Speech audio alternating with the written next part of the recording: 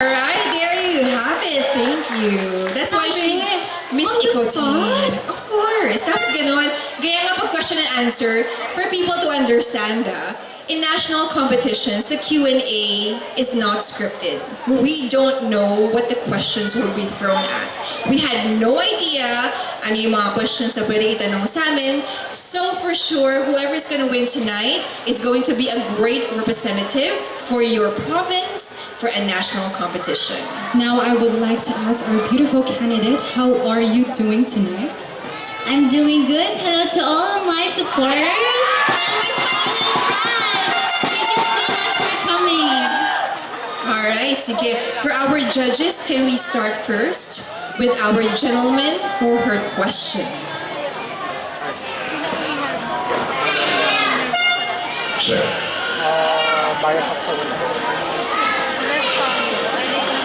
Hello, good evening. Good evening po.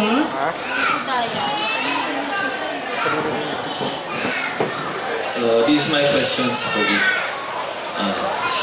How would you define woman empowerment? I repeat. How would you define woman empowerment? To define women empowerment, for me, I will use my advocacy for this one.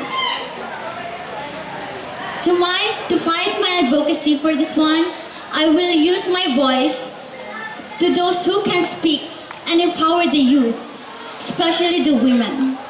I will use my voice to take this opportunity to be grateful and to take this responsibility and obligation for them to succeed in the next generation. Thank you.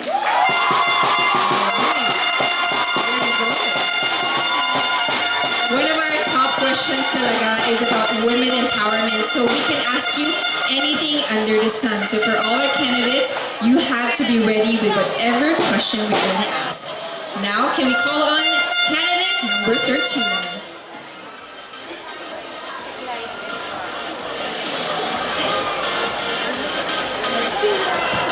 Alright, candidate number 13, how are you? Well, honestly, I'm very grateful right now that I got into this pageantry, and I'm so glad that my supporters are here and they are the ones that really inspire me. Alright, take a deep breath before we start with your question, and then you're going to answer. Alright, inhale and exhale. Can we have Mr. Shen to ask the question? My question is, how will you use your title to benefit other if you win today? Ulitin ko, how will you use your title to benefit other if you will win today? You know, honestly, I joined this pageant not only because of the crown and the prize, but because I see Miss Lla Bealla as an opportunity for me to voice out my passion, and that is to help others. I myself have secretly made my platform one with a mission, and that is because I dream to be a philanthropy even if I don't succeed to be a beauty queen, because it's really helping others that really fuels me to wake up in the morning. Thank you so much. Ay, salamat. May cause siya. Oh, importante yan. Always remember that. You know? It's not just the goal, but it's also about helping other It's a people. long-term goal. Yes, definitely. Even after being a beauty queen, tingnan mo, she wants to be a philanthropist. Next up, let's call on candidate number 1. Please come in.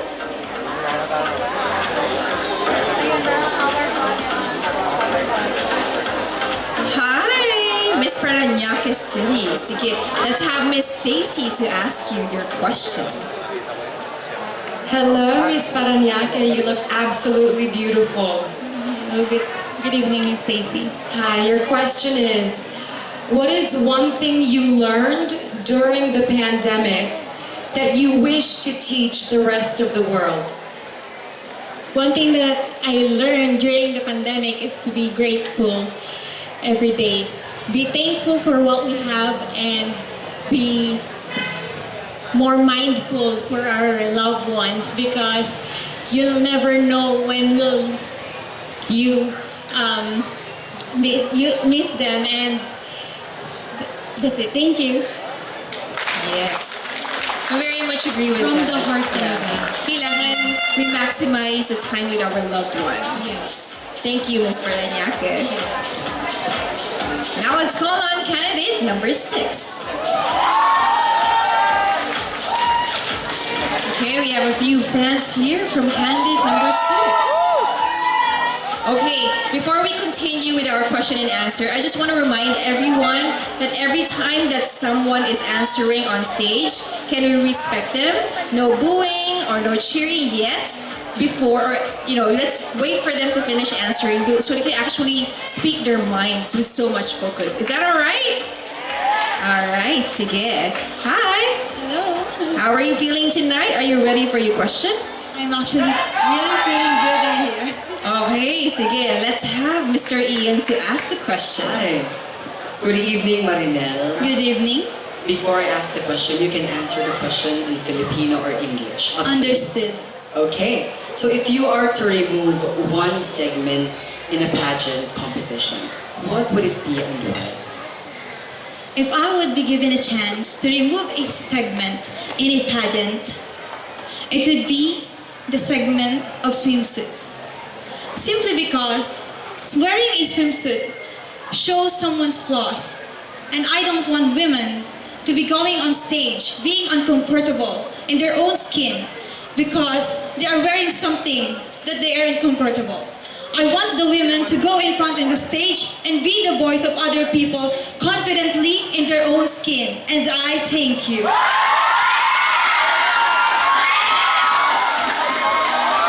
First of all, I'm speechless. The confidence of that candidate, wow.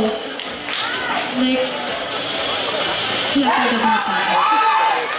Moving on to our next candidate. Candidate number 8.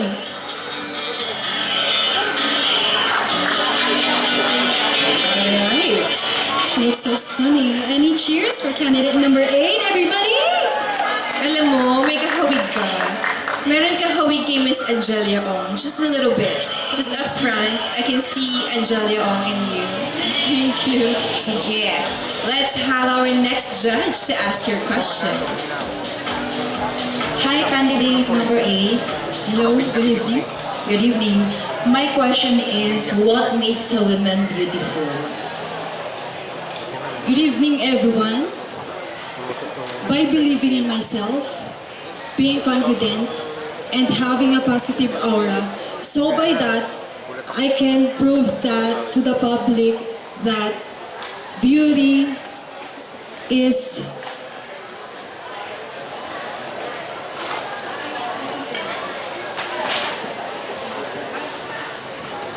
You can answer the question in Tagalog po.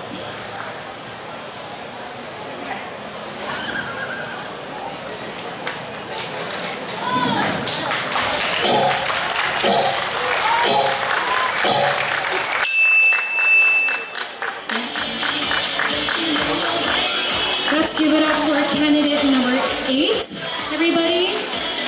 Before we continue, let's remember that it's not easy to be on stage and to speak in front of a lot of people who's actually listening to every word you say. So thank you for respecting that. Maraming salamat. Sige, let's go to our next candidate. Candidate number 18. I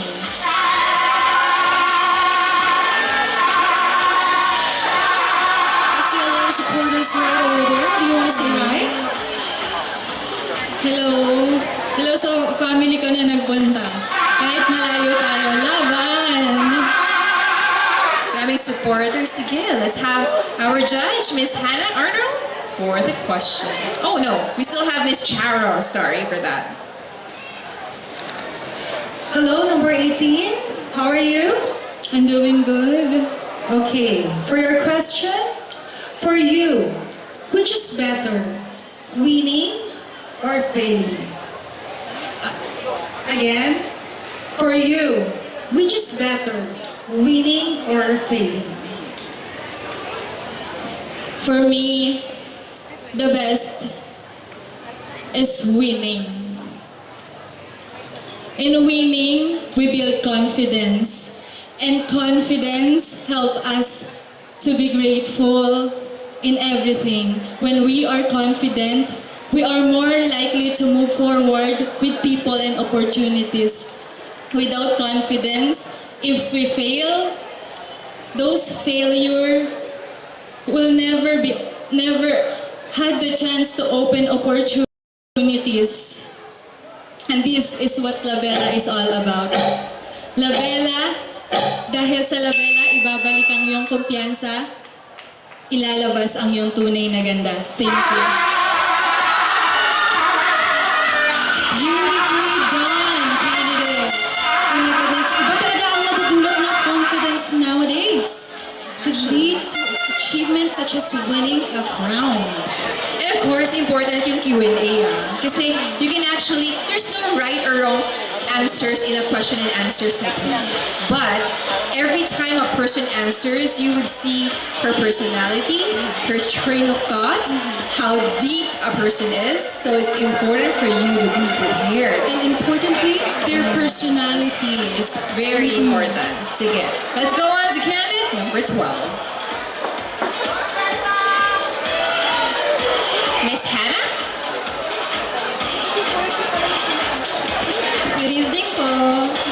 How are you? I'm good. How are you feeling right now? Nervous? Why are you nervous? Don't be nervous. You're with us. So, you have a beautiful gown. Tell me all about it naman before we start. Yung design po ng gown ko natin is designer siya na aking very hands-on handler. Wow. Let's give a round of applause to your designer, everybody. Now, moving on, we have Miss Hannah Arnold right there. I'm gonna ask you a question. Good evening po. Good evening, candidate number 12. So my question to you is, given that it's Women's Month, can you please tell us a female public figure that you look up to and why? Thank you. Para sa akin, sorry but I will answer in Tagalog. Para po sa akin, ang isa sa female public figure na inano ko is yung pagiging confident at pagiging totoo mo sa sarili mo. And pakita mo lang kung ano yung magagawa mo. And oh my God. Okay. Pakita mo lang na makakaya mo lahat. Kasi babae ka, hindi ka lang basta babae. Marami kang kayang patunayan. Beautifully answered. Oh my goodness. Sinasabi niya na lahat ng babae dito ay isang public figure. Kaya hands down to all of the women right here. We're still celebrating Women's Month. Kaya kudos to every single woman out there. You are really an epitome of a beauty queen. Kayo. Now, moving on. Sige. Let's go. You know, before we move on, do you want to get an important tip before you actually answer a question and answer? Do you guys want to know what tip? One of the biggest tips that you need to know. Okay, there's so many tips, and Ian actually gave a lot of tips when it comes to walking. When it comes to question and answer, there are no shortcuts. Wala talaga.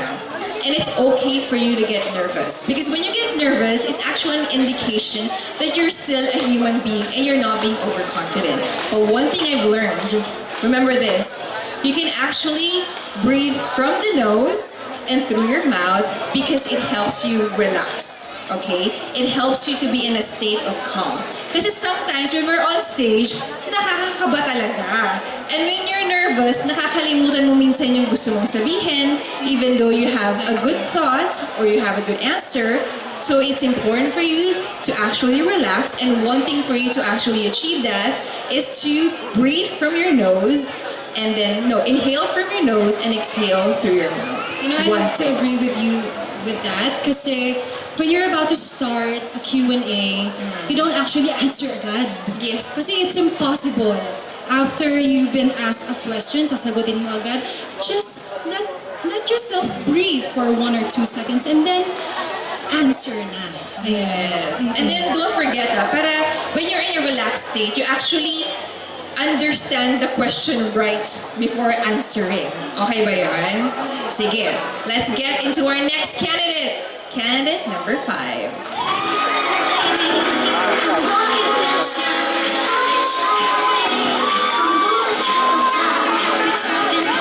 Now we have Mutiada Tool, our only Miss Supranational from the Philippines. Hello. Before anything else, I'm so sorry for my voice. Naubos na. But anyway, congratulations, candidate number 5. 5. You look beautiful tonight. Thank you. Basta just relax. And kailangan mo lang pakinggan mo ako mabuti kasi yung voice ko, hindi siya clear. Okay, ito yung question. If you could change any one of your physical characteristic, which would it be and why? Yeah, I can repeat. If you could change any one of your physical characteristics, which would it be and why? Thank you. Kung ako man po ay pagbibigyan ng pagkakataon na baguhin po ang aking physical appearance, ay wala po akong babaguhin. Dahil naniniwala ako na ang past at ang physical appearance ko ay binigay sa akin ni God. At kung ano man ang meron ako ngayon, grateful ako, forever grateful. Thank you. Alright, yeah. Gratefulness is very important. And candidate number 5 is just very grateful. Sige, I have to agree with that. Let's go to our next. Candidate number 11. What a beautiful Daming dance. fans. We have some fans right over there. Hi to my friends, cousins out there, to my mentor. They're all the way from Albay. Wow, all the way from Bicol. Ibang klase. I mean, our contestants tonight is from everywhere in actually the Philippines. Kung san-san sila, hindi lang siya all from Nueva Ecija. So let's give a round of applause to everyone who's here na from different areas of the Philippines. Thank you so much for coming here to celebrate with us. So, let's start. Sige. Let's start with your question. Miss Shane Tormes, can you ask her question? Hi, Diyos maray na gabi. Maray na banggi. Maray na Shane banggi. Torres. Hello, Miss Lla Bealla. So here's my very simple question. What do you think is the best contribution of women to the global community? Let me repeat the question. What do you think is the best contribution of women to the global community? Thank you. I think the best contribution of women to global community is through advocacy. I met a lot of people advocating mental environment, and me, as an SK chairman, I do a lot of projects about our environment. It may sound cliche, but it's very important to do reduce, reuse, and recycle. In my barangay, that is my advocacy, and every Saturday, we are doing that. And I think that's the best contribution that I could give as a woman for our environment. Thank you. Feeling ko kasali yan ng Miss Earth. Why not, diba? I'll wait for you, Miss Albay. Sige, let's go to our last two. Candidate number 7.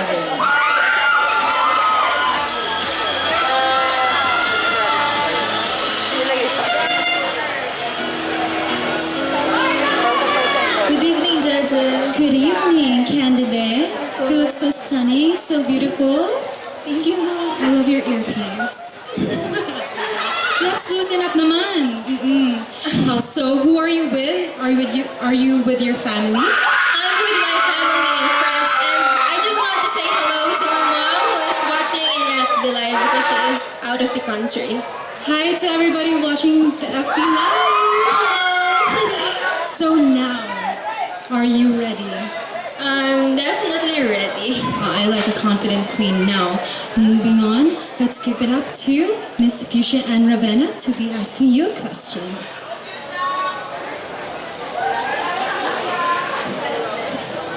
Check.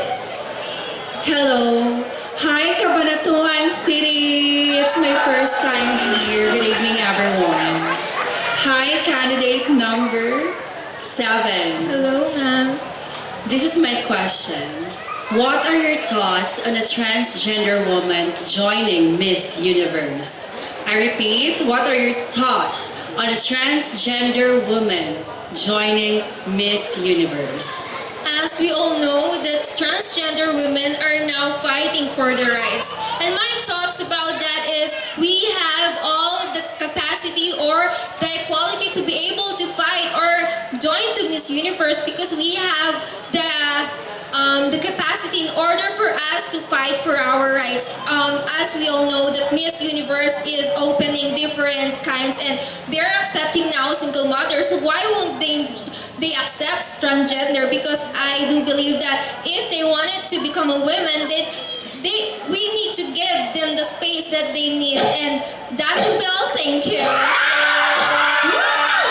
We definitely love a candidate that is confident and well-spoken. Congratulations to you. Alright, salamat for that. Now we have our last candidate, the last but not the least. Let's all welcome candidate number 3.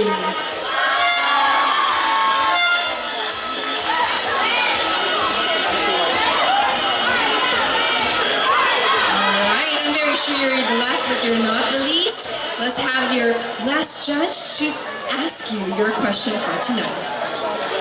Hello, candidate number 3. Congratulations for making it to the top 11, being a wild card. So, aside from us celebrating Women's Month, of course, March, we're also gathered tonight to celebrate Lla Bealla, right? So, in regards to that, all throughout the competition of Miss Lla Bealla 2023, what do you think have you lost?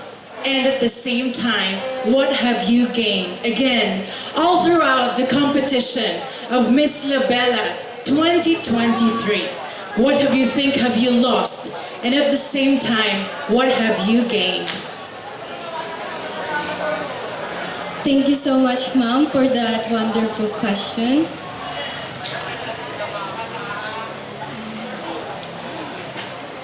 Miss Lla Bealla is not just a aesthetic clinic, but also a place where you can unleash your full potentials. For me, in this organization, I didn't lose anything. But despite, I learned a lot in being this organization.